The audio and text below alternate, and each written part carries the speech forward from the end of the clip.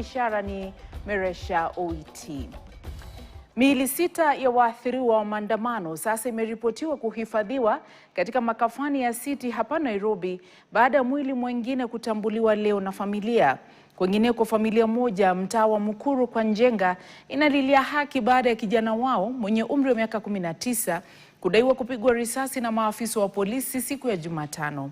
Mashirika ya haki yameripoti kuwa jumla ya vifo vya maandamano ya Jumatano ni 15. Mwanahabari wetu Catherine Moraget na taarifa hii kwa kina.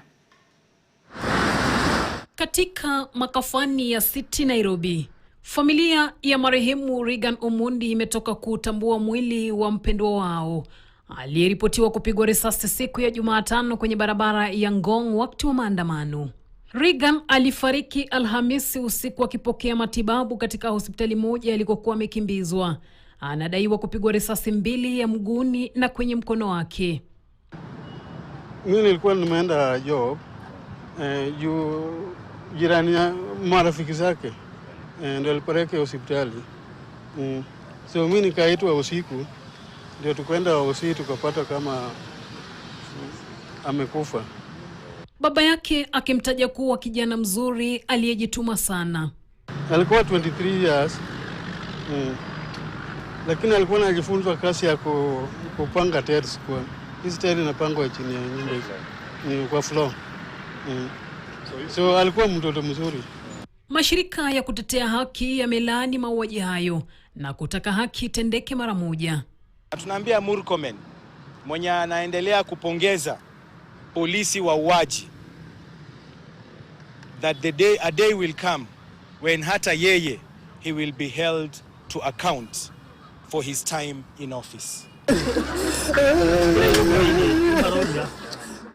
Mtaa wa Mukuru kwa Njenga, familia hii imekumbwa na majonzi tele baada ya mwana wao David Mwangi mwenye umri wa miaka 19 kupigwa risasi siku ya Jumatano. Familia ya Mwangi inadai kuwa alikuwa ameondoka nyumbani mwendo wa saa 6 mchana kumchukua dada yake mdogo ambaye alikuwa akihudhuria masomo. Yenyewe paka hiyo kitu yenye ilimsutiwa tuko nayo, si ati hatuna, tuko nayo, nililetewa paka hapa. Lazima kujulikane mwenye alimsuti. Mwangi anaripotiwa kupigwa risasi kichwani. Ametajwa kuwa mtiifu na aliyekuwa tayari kila wakati kusaidia kazi za nyumbani, familia yake ikilaumu serikali kwa kifo chake. Haki ifanyike kwa hii mtoto, sababu serikali ndio iliwa hii mtoto. Tunataka tu haki ifanyike kwa sababu hatuna uwezo wa kuzika huyu mtoto. Idadi ya maafa kutokana na maandamano ya siku ya Jumatano inaendelea kuongezeka, huku sasa miili 6 ikihifadhiwa katika makafani ya City. Mashirika ya haki yakiripoti jumla ya idadi ya vifo kwa 15. Catherine Moraget, KTN.